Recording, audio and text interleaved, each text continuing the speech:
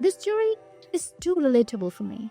I can see this theory in my experience, in all my journey throughout I'm here as an international student, how I am being marginalized from different ways. And through intersectionality lens, how can I perceive myself through that?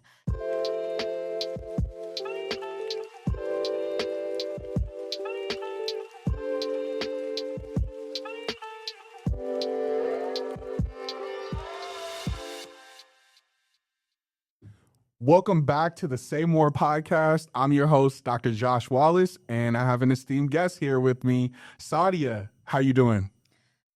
Thank you, Dr. Wallace. No, you're good. You're good. And thank you for letting us join this podcast. We are equally excited as you are. How are you today? I'm good. I'm good. Better now that I have you on the podcast. So we are equally excited, I believe. Yes. Absolutely. So Sadia, before we get into, the theory and the author and everything else, I'm sure our listeners want to learn a little bit more about you. So can you share a little bit about yourself, your background, and what sort of brought you to University of Louisville? All right.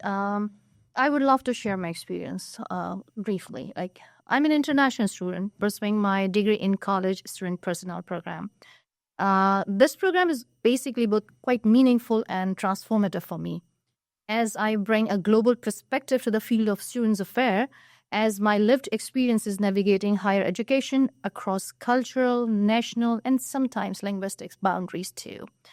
I believe I'm inherently intersectional position my whole journey, because how I adjust a new life in a new country completely, believing in critical studying, student development, equity, and campus engagement.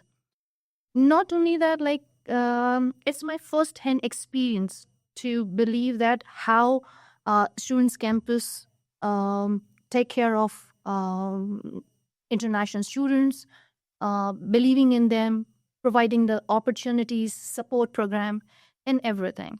So I'm very fortunate to be a part of this program in college campus, and above all, University of Louisville. Thank you so much. Of course. Thank you for being with us, and thank you for being a part of the program as well. So today, I know you're going to share a little bit about intersectionality today, the theory of intersectionality. But before we get into some of the details of the theory, I think our listeners want to learn a little bit more about the author. So what can you tell us about the author of Intersectionality? So before I begin with my theory, intersectionality, let's briefly talk about the author. This theory basically presented by Kimberlé Crenshaw, who is a legal scholar and a civil rights advocate. She earned her bachelor's degree from University of Cornell. Then she finished her law degree from Harvard, and later finishing her master's of law from University of Wisconsin Law College. And after that, she basically, her studies, writing, and activism have identified key issues in equality, including the school of prison pipeline for African American children and the criminalization of behavior among Black teenage girls. Through her Columbia School Law African American Policy Forum, that is AAPF, which she co-founded, Crenshaw co-authored Say Her Name, that shows how police brutality against Black women. She also launched Say Her Name campaign to call attention to police violence against Black women. She basically lay out how Black women are being treated in the society. Above all, her writing has appeared in the Harvard Law Review, the National Black Law Journal, the Stanford Law Review, and the Southern California Law Review as well. Above that, in 1981, she assisted on the legal team of Anita Hill during her testimony at the confirmation hearing of Supreme Court Justice Clarence Thomas. She is a regular writer of the New Republic, the New Nation, and she provides commentary for media outlets including MSNBC and NPR, and she hosts that podcast Intersectionality Matters. Her groundbreaking work on intersectionality was influential in the drafting of the Equality Clause in the South African Constitution. She authored the background paper on race and gender discrimination for the United Nations World Conference on Racism in 2001. That served as the rapporteur for the conference expert group on gender and race discrimination. So her entire life, her entire work is flawless. Yeah, flawless. Flawless is definitely a way to put it. She's so well decorated, right? Has such a strong background in advocacy and especially the work that she's doing Indeed. For the Black community and in particular for Black women. Indeed. So amazing. So now that we know a little bit about the author, I'd love for you to tell us a little bit about the theory, intersectionality, and its origins. What can you tell us about where it's coming from? Okay. So as we started with intersectionality, basically its roots in Black feminist activism. And the term originally coined by Kimberlé in 1989.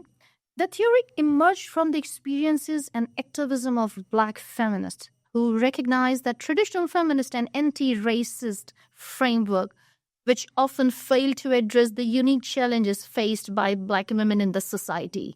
So Crenshaw has basically pulled up that entire effort to present how deep down Black women face challenges in the society and there is no hearing for them.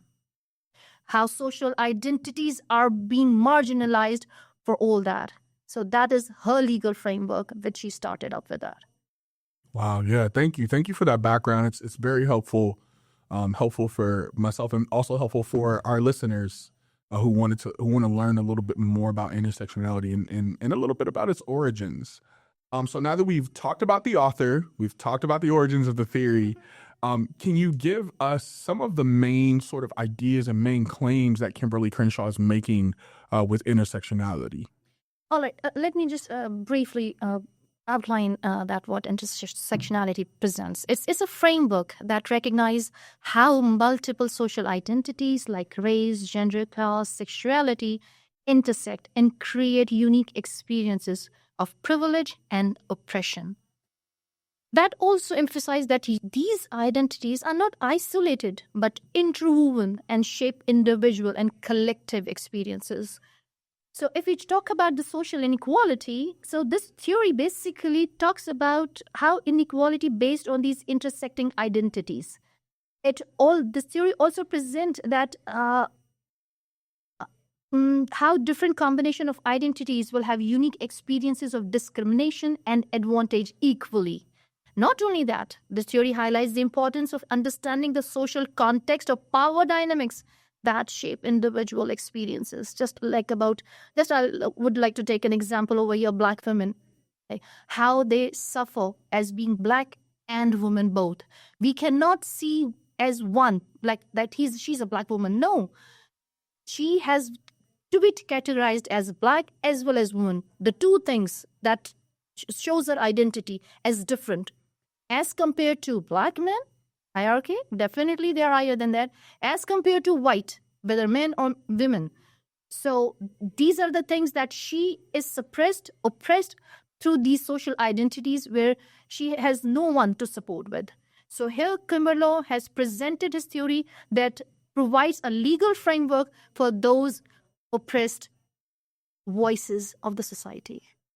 Absolutely. Thank you for that insight and thank you for that background as well.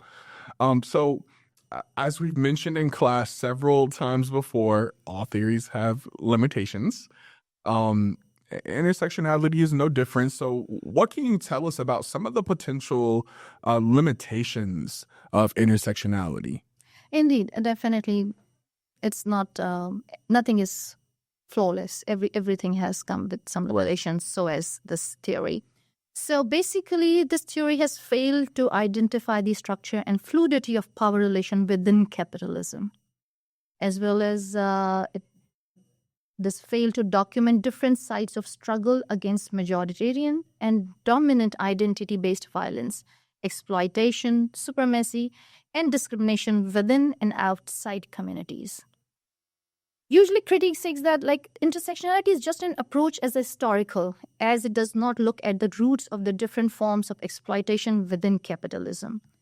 Moreover, I would say that critics has also presented that they believe that Crenshaw has presented a new caste system that actually affirms the theory's fundamental truth that individuals have individual identities that intersect in ways that impact how they are viewed, understood, and treated.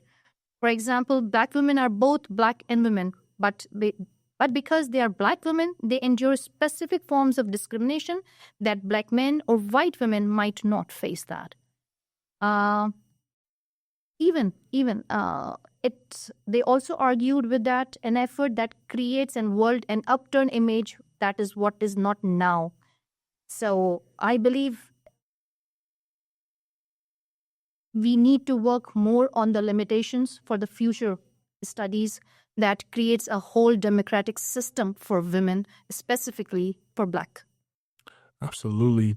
Thank you, Sadia, for sharing that insight and talking about some of the potential limitations of Kimberlé Crenshaw's intersectionality.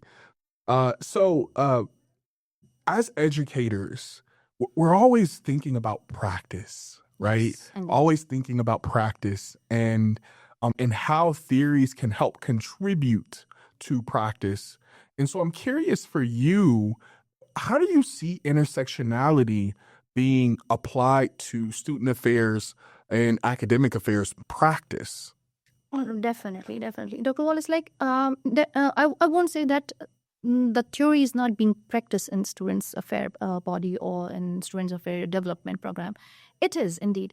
But furthermore, what else we can do it, right? In my opinion, I would suggest that now we have broadened our horizon, broadened a view of different subgroups to accept what they are. For example, in our college campuses, we have LGBT, we have international students, we have Latino first-gen women as well. So where are they standing? Who is going to voice out their issues? So we need to train our staff. We need to hire those staff where these subgroups, these marginalized groups can represent themselves through them.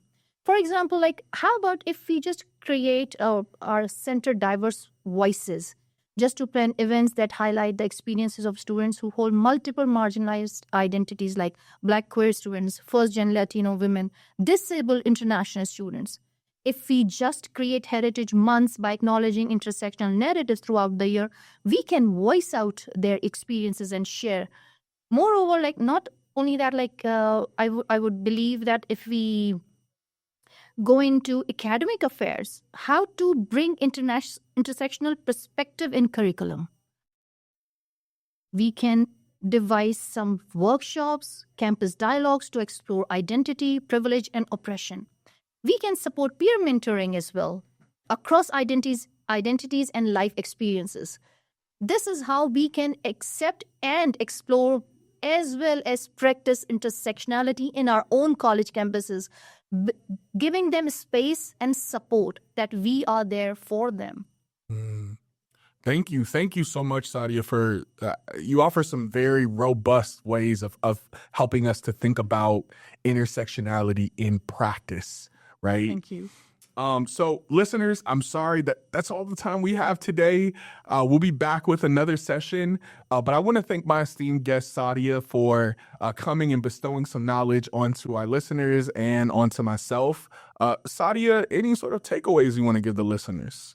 Oh, thank you so much, Dr. Wallace, just to letting me sharing my takeaways from this. This theory is too relatable for me.